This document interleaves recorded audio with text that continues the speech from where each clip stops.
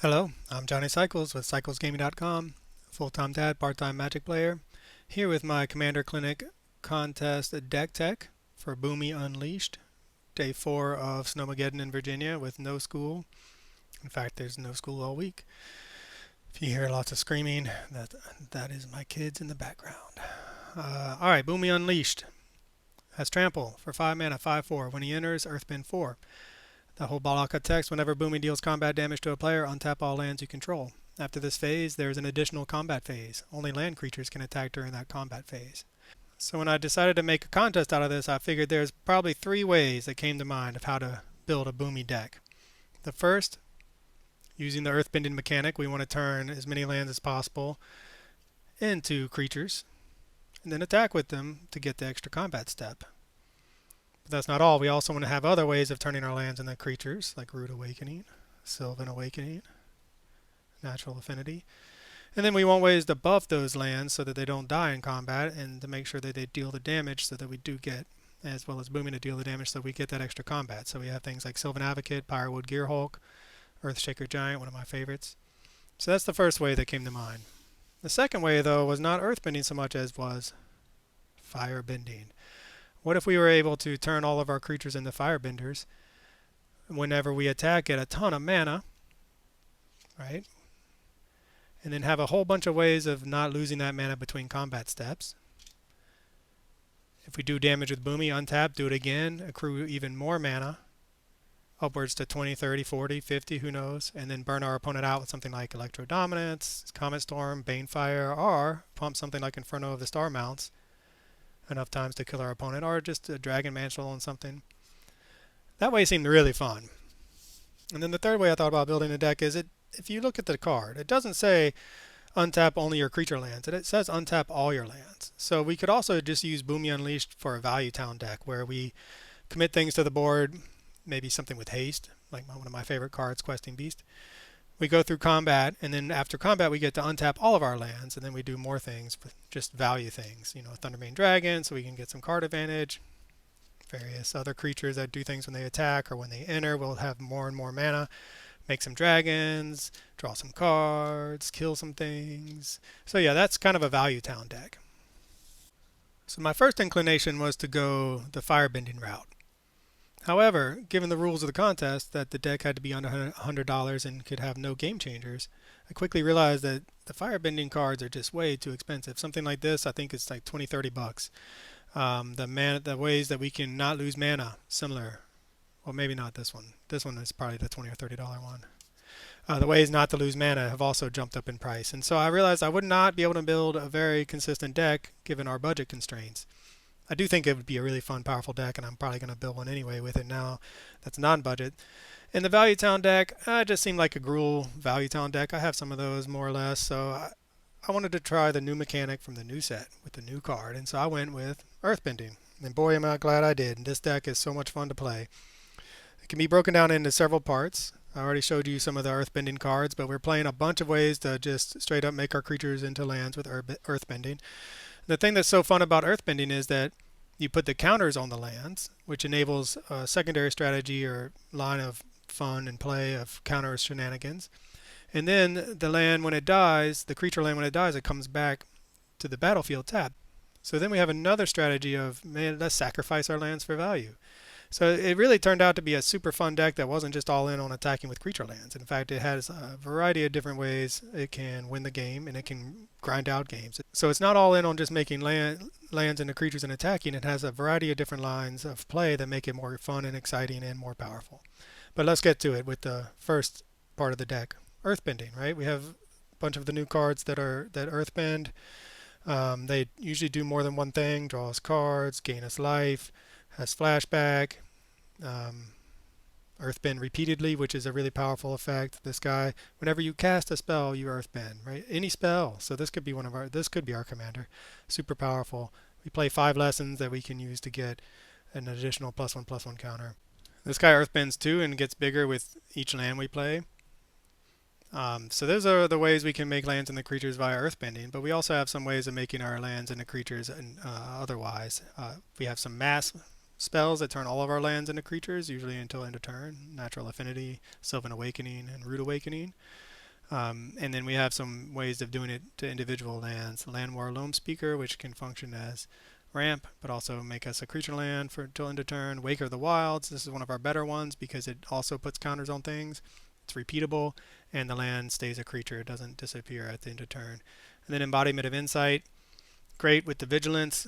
It gives all of our land creatures Vigilance, which would be really sweet if you built the deck around Firebending, because then you could attack, tap them for mana, then you untap them for the second combat, tap them for mana after you attack again, and get even more mana to burn your opponent out.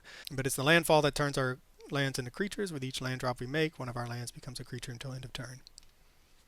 Now, once we have all of our lands made into creatures, or enough of our lands made into creatures, we want to be able to attack without them dying. And how do we do that? We play a lot of Overrun effects. But instead of Overrun as the spell, I've gone with creatures that pump our team, as I showed you earlier. And the reason for this is that our lands are often just unimpressive creatures without the pump effects. 2/2s, 3/3s, 4/4s, which aren't that great in a game of Commander. So these spells, for a little bit extra compared to Overrun, will do the same thing as Overrun largely, but also leave behind a big body. So Earthshaker Giant, Overrun on a stick. Firewood Gear Hulk doesn't give him trample, but Vigilance and Menace is pretty nice. Sylvan Advocate, of course, we're not going to really want to play this on turn 2. We will rather stick it when we're ready to attack with all our creatures. Kamal, Fist of Krosa. We probably not we can use this to make lands into creatures, by the way, even though we are not going to really net anything out of it. Who knows? Maybe we'll have enough mana to make it work at some point with by other means. But it's really the Overrun effect here with the 5 mana for a 3/3 and trample. And we can do that repeatedly. And boy, let me tell you, this is one of my favorite finds. Raga Draga Gorguts Boss. What a name, what a name, what a beautiful name. All right, each creature you control with a mana ability gets +2/+2. Our creature lands have mana ability, so this is a nice lord. Whenever a creature you control with a mana ability attacks, untap it. So then that's going to give us multiple ways of making extra mana. And then this last part, if we cast a spell, if it at least 7 mana was spent to cast it, untap target creature gets +7/+7 and gains trample until end of turn. We don't really have a lot of ways of doing this. I think we have a total of 2 ways. One being our commander from the command zone on its second time.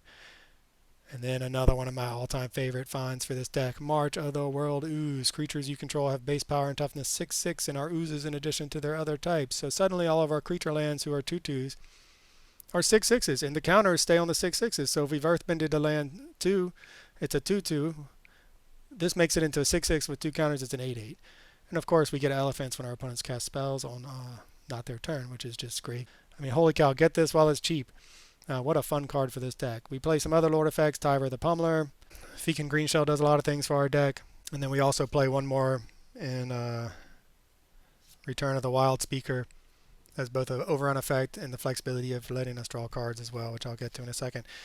Now, the next part of our deck is we want to keep Bumi alive. In my current meta of dual commander, there's a lot of targeted removal, and if you can't protect your commander, then you're not going to be able to really win with your commander. It'll die and die and die. So with a deck like ours, we're not totally relying on our commander, but we would like to stick it, but we would like it to stick around. So we have a few ways of protecting our commander. These are also ways of helping punch through damage. Obviously our overrun effects will punch through damage, but a +1/+1 on it can sometimes be enough. So Snakeskin Veil, Tameo Safekeeping, Vines of the Vastwood is beautiful. Rapid Vigor Man. I just made a video about this. Budget version of Heroic Intervention in its own way. Regenerate each creature you control. One of 3 instances that does that. Now, those are ways to protect our commander from dying, or a little bit of help getting through combat, but mostly to protect him from spot removal. We also want ways that our commander can just survive combat and get that trample damage through. And some of these are my favorite cards right now. General Marhalt, El's Dragon. 4/4, whenever a creature you control becomes blocked, it gets +3/+3 until end of turn for each creature blocking it. That means whatever's blocking Bumi has to have at least 8 toughness for it to stop the damage going through. This card is amazing. I love it. I've been playing it in a lot of my decks. It makes blocking really hard for our opponents. It really helps us punch damage through with a variety of creatures. Helena Partners, also a great card. At the beginning of combat, we get to put 2 +1/+1 counters on the Bumi. Notice it's the beginning of combat, so if we get that extra combat, then we get to do it again and put 2 more counters on Bumi. And Might Form Harmonizer, this is like a Taifa Lockhart, but better. And Taifa Lockhart's already pretty busted. So we can play this and then start making land drops to double the power of Bumi. And then Fang Roko's Champion, Fang Roko's Companion. Whenever it attacks, we can buff Bumi its power, so give it +4/+0. And also it returns to the battlefield once it's killed. Kogla, that should have been in the other stack, I suppose. Kogla, what a beautiful card. 7/6, fights something when it comes in, destroys artifacts and enchantments, but the best thing about it, and the thing that makes me so happy, is this last line of text. 2 mana, return target human you control to its owner's hand. Kogla gains indestructible until end of turn. So this won't help us punch through damage, but it will prevent targeted removal from taking out our Bumi, and it will let us recast our Bumi without the commander tax to earthbend 4 again. So what a great card for our deck. As I mentioned, counter shenanigans. Since we're putting counters on our lands, we want to be able to take advantage of that. So branching evolution is pretty budget friendly.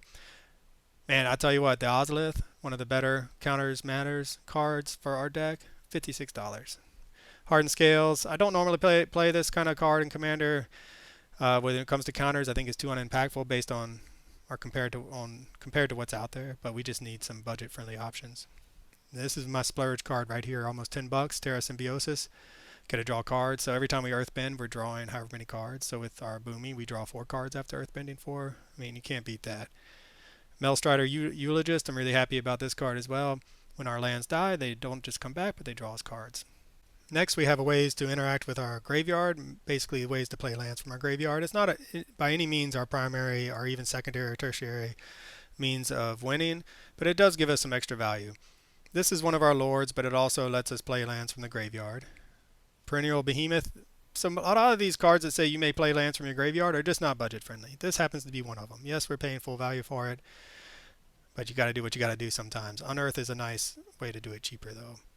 Splendid Reclamation. Okay, let me talk a little bit about Splendid Reclamation. I mentioned we want to have ways of making our lands into creatures, right? And we have 3 ways of making all of our lands into creatures. Well, guess what Natural Affinity actually says? All lands become 2/2 creatures until end of turn, and it's an instant. So if you really want to make your play group angry, if you have a Splendid Reclamation in your hand and Natural Affinity, when your opponent goes to play Supreme Verdict or whatever to destroy all creatures, respond with Natural Affinity. Everybody's lands become creatures, so they die to the Supreme Verdict. Your earthbended lands would then come back. You cast Splendid Reclamation to get the rest back, and you're so far ahead. But your opponents will hate you forever for that. But it's not a good way to make friends. Do that with your friend play group. But it's nice for us to get a few more landfall triggers with the few cards we have, and also get some value out of what we're putting in the graveyard. Titania is a one-time use for getting a land back from the graveyard, but it really has some sweet synergy with our earthbended lands. When we have a sack outlet out, we can sacrifice those earthbended lands, and with Titania out, get a 5/3 green elemental creature token when it hits the yard, and then get the land back. And plus the value we're getting out of whatever the sack outlet does, which I'll talk about in a second. So this is a really cool card for us. This is our sack outlet. So this is one way we can take advantage of sacrificing our earthbended lands. Sacrifice the earthbended land, get it back, but also get a new creature. And then, man, this card right here, so awesome. Makes my janky heart sing. Emrakul's Evangel. The Dream. Okay, let's say we have Titania out too, but we'll just talk about Emrakul's Evangel for now. The Dream, of course, end of our opponent's turn. Sacrifice this and all of our land creatures that are earthbended. And then they all come back as lands, and we get all that number of 3/2 colorless Eldrazi horror creatures. If Titania Protector of Argoth is out with it, we also get 5/3 green elemental creature tokens. So yeah, I look at this card so many times in my binder, and I've never got to play it. So happy to play it here. And that's one of the best things about this deck. We're playing so many cards that I haven't got to play elsewhere. Alright, moving on real fast. The rest of the deck is basically ramp, card draw, and some removal. This isn't ramp, but tutoring up a land is nice. Don't have much to say about this other than these 2 cards. Lumbering World Wagon is a nice budget-friendly card. 3 mana, gets us a land on the battlefield, gives us a potential threat, and a repeated way of putting a land on the battlefield. Goreclaw, Tariff, Call, Sisma, really sweet. Reduces the mana cost of our commander, does a bunch of other stuff, +1/+1 trample, all that stuff. Excited to play that. Card draw, I love Tannic Memorial Ensign. So excited to play it. We can make 2 land drops in a turn pretty frequently. The damage is extra. Beast Whisperer is one of my splurge cards, even though it's only about $3.50 that is, but it's just a great card draw engine. Grook's Uprising. We have, I think, I counted 14 ways of getting a card off of this. Trample's nice. Fierce Empath, another tutor for one of our finishers. Shigeki Ajukai Visionary. It's a way to get a land from the sort of from, we mill for and we can take a land, put it on the battlefield, but we're really using it for this channel ability to get creatures back from our yard. And then we already saw Return of the Wild Speaker. As far as ramp goes, or as far as removal goes, this is some, the world is your oyster up as long as you're within budget. We don't have a Blasphemous Act, which might be a mistake, but most of our spells are doing double duty, except for Beast Within, which is just our only way of destroying anything on the battlefield. It's either doing double duty as a land in a fight spell or something like that, land and land destruction, or Mizium Mortars. You see all the different double and triple duty these spells do. So this, obviously very super flexible here with what you want to put in. Finally, if we're going to play lands that we want to turn into creatures, why not just play the lands that can do that themselves? Crawling Barrens. Notice you can just use this as a mana sink. You can just put on the counters without making it a creature until you're ready to make it into a creature and swing. Den of the Bugbear, Hostile Desert. We should have enough lands in the graveyard to activate this some of the time. Lair of the Hydra, Raging Ravine, Restless Ridgeline. Those are our creature lands. The rest, I think we're playing 35 lands, not counting the double face cards. Rogue's Passage, a great way to get the damage in with Bumi. Mirrored Landscape. It's an activation cost, so our Fekin whatever shell will reduce the cost of that. Otherwise, just a lot of basics, some dual lands, some budget fetch lands, and that's it. So that's my Bumi Unleashed deck. The earthbended angle of it, like I said, I can see at least two other ways of building it, with firebending or just Value Town. I'm excited to hear what you think, and if there's a fourth way of building a deck around Bumi Unleashed. And please check out the article on cyclesgaming.com to see who won the Commander Clinic contest. And I hope you enjoyed this deck. As always, thanks for watching. I'll catch y'all on the next one.